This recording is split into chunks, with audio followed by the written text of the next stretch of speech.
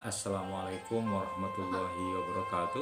Saudara sekalian, pada kesempatan ini saya akan membahas tentang Islam sebagai sumber moral. Bagaimana sungguhnya Islam sebagai sumber moral, ya? Kita memahami bahwa agama Islam itu pada dasarnya, kalau kita lihat berdasarkan Al-Quran, ya, itu memuat berbagai macam aturan hidup manusia. Karena Al-Quran itu sendiri dikatakan berisi kisah, berisi norma hukum, berisi norma moral, ya, etika termasuk di dalamnya, berisi tentang ibadah, berisi tentang muamalah yang mengatur hidup manusia dengan sesamanya, termasuk di dalamnya tentunya masalah jual beli, perbankan, dan lain sebagainya. Nah, masalah moral di dalam Islam itu sebagai sebuah agama dinyatakan dengan tegas di dalam ayat-ayat Al-Quran. Misalnya kita dianjurkan amar ma'ruf nahi mungkar, ya, melakukan kebaikan dan menjauhi terjadinya kemungkaran. Dan begitu juga kita melihat anjuran-anjuran untuk berlomba-lomba melakukan kebaikan, fastabiqul khairat. Bahkan misi Nabi atau misi kenabian Nabi Muhammad SAW itu adalah bahwa beliau diutus dalam rangka misi moral. Dalam sebuah hadisnya Rasulullah mengatakan, innama bu'istu liutammima makarimal akhlak. Sungguhnya saya itu diutus, kata Rasulullah, adalah untuk menyempurnakan akhlak, budi pekerti. Dari sini maka menjadi titik tolak bagi kita bahwa Islam itu sebagai sebuah agama berisi ajaran-ajaran moral. Maka di dalam Islam itu sendiri kita menemukan salah satu bidang ilmu atau kajian yang namanya adalah ilmu akhlak, ya.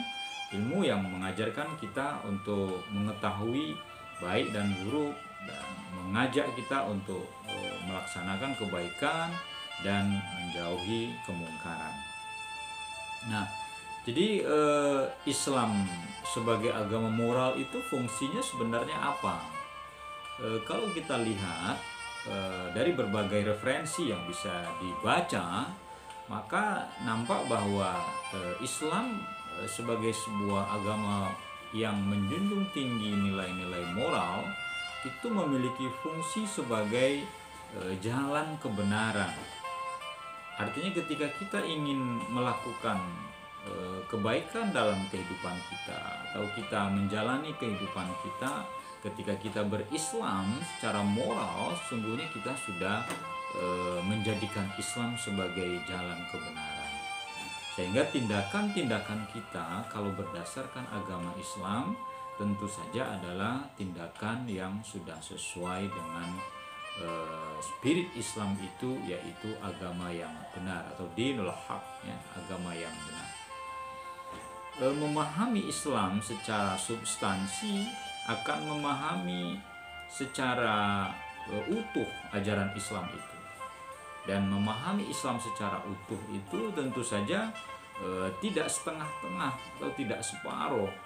Bahasa Al-Qur'annya itu kafah, udkhulu fis-silmi kafah, ya.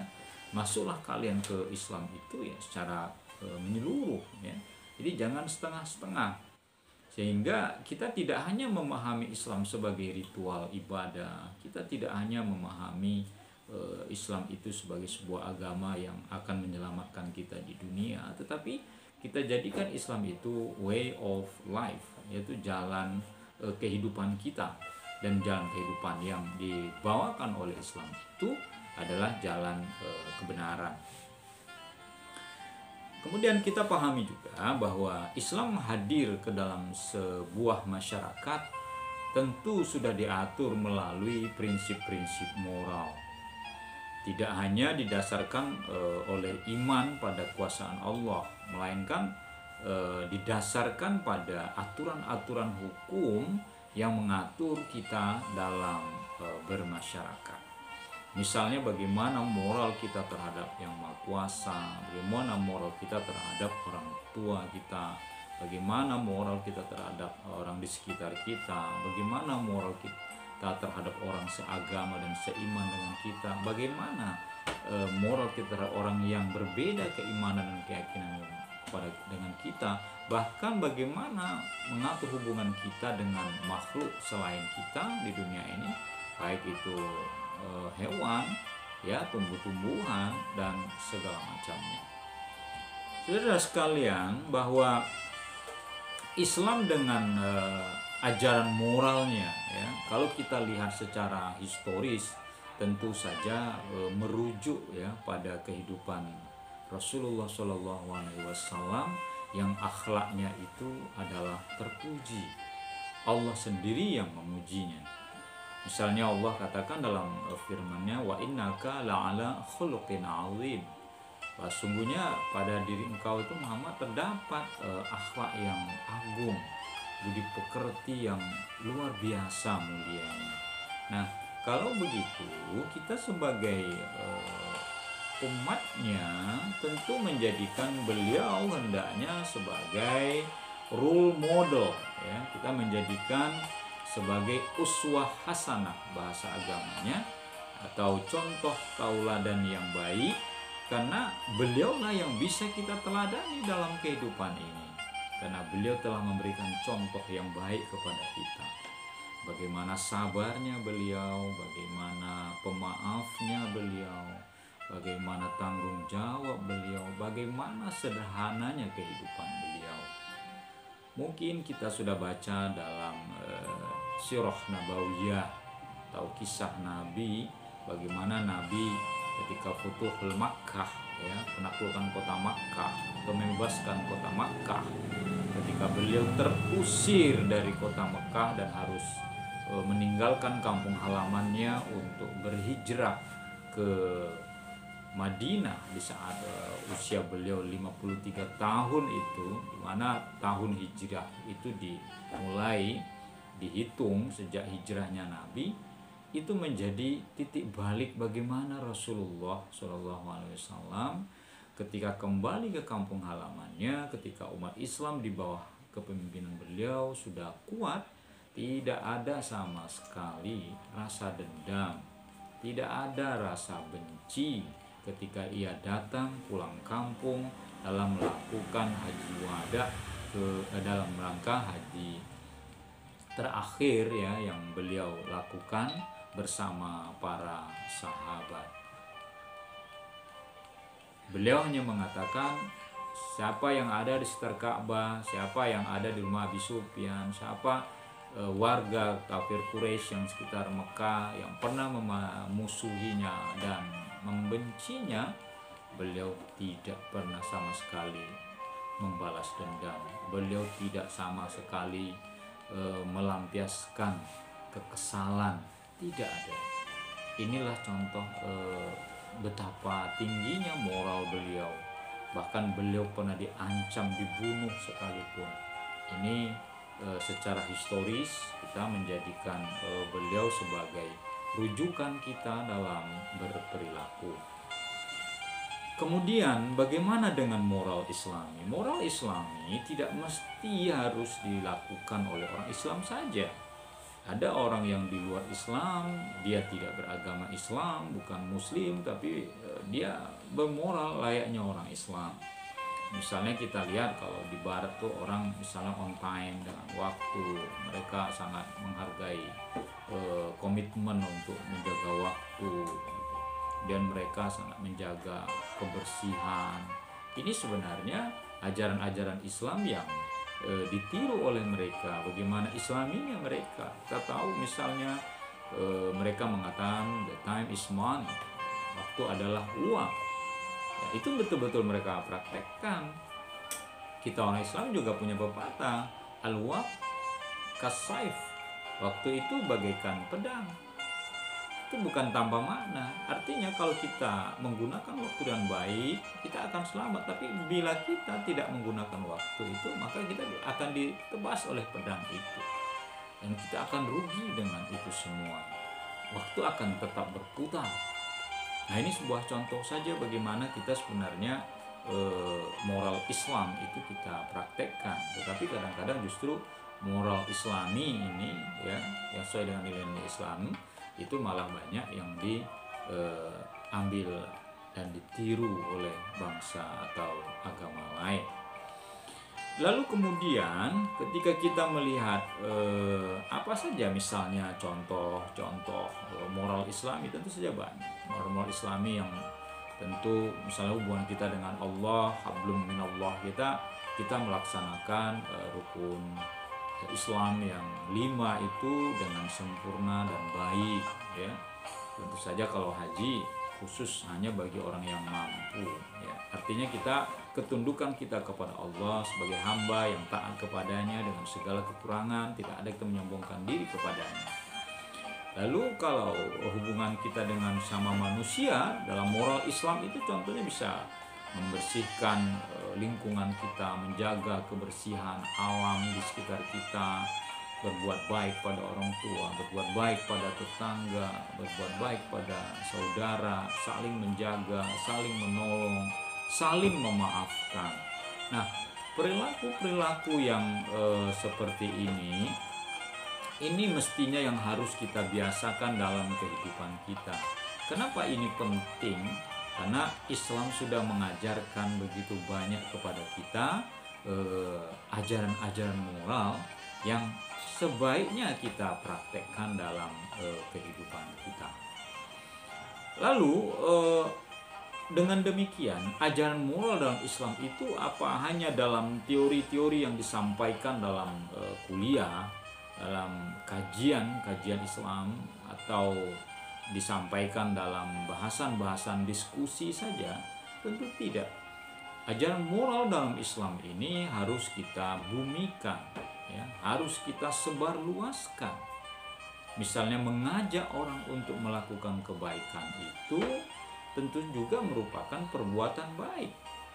Maka di dalam Islam itu ketika kita memiliki ilmu, lalu ilmu itu kita sebar dan ilmu itu mengandung nilai-nilai kebaikan, kita mendapatkan pahala akan kebaikan itu.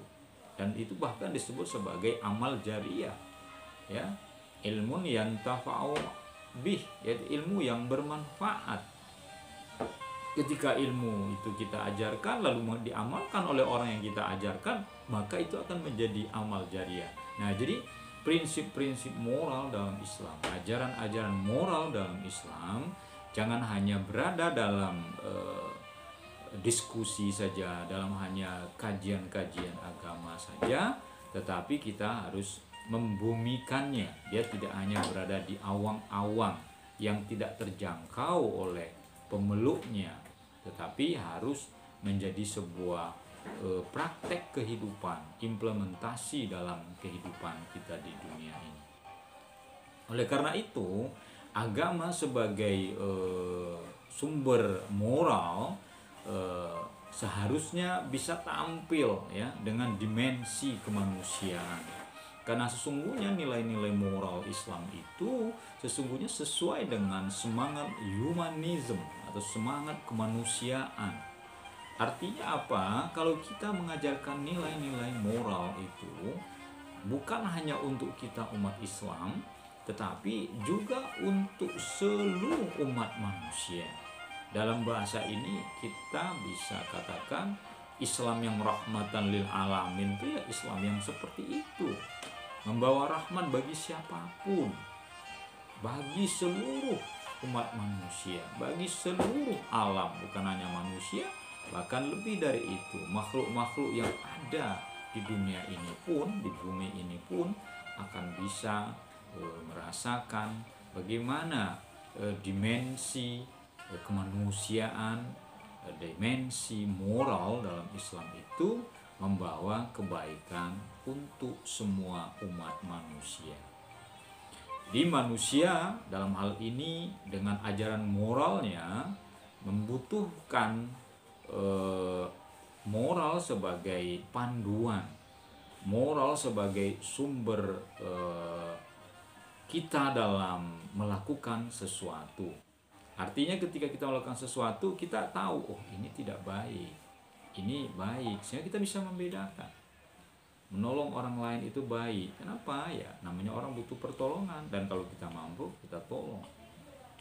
Menyakiti orang lain itu tidak baik. Kenapa menyakiti? Itu bisa mengganggu orang lain, bisa menyusahkan orang lain. Dengan menyakitinya, kita sudah menyakiti hati saudara, teman, atau manusia sesama kita. Tetapi kalau yang kita tebarkan itu adalah semangat kasih sayang, kita harus menyebarkan itu. Siapapun dia, apapun agamanya, apapun budaya dan bahasanya, tapi kita senantiasa mengajarkan atau memberikan keteladanan, mempraktekkan kebaikan kepada siapapun juga. Kemudian marilah kita memaknai dimensi agama sebagai sumber moral itu dalam artian bahwa agama sudah mengajarkan nilai-nilai kebaikan. Tergantung kepada kita bagaimana kita mempraktekkannya. Mau nggak kita mempraktekkannya? Mau nggak kita menjadikan sebagai pandangan hidup kita? Jangan hanya nilai moral dalam agama itu hanya sebatas jargon saja, ya. Kita misalnya tahu bahwa berkata baik itu adalah ajaran agama, tapi kita biasanya suka menyakiti hati orang dengan perkataan-perkataan yang membuat orang tersinggung, membuat orang marah, padahal sebenarnya kita tahu bahwa itu tidak baik. Maka mari kita implementasikan. Begitu juga ketika kita misalnya menepati janji, bahwa janji itu adalah hutang. Artinya ketika kita berjanji ya harus dilunasi, harus ditepati, ya, karena itu untuk kebaikan kita. Orang akan menghargai kita karena ucapan dan perbuatan kita itu bersinergi, nyambung.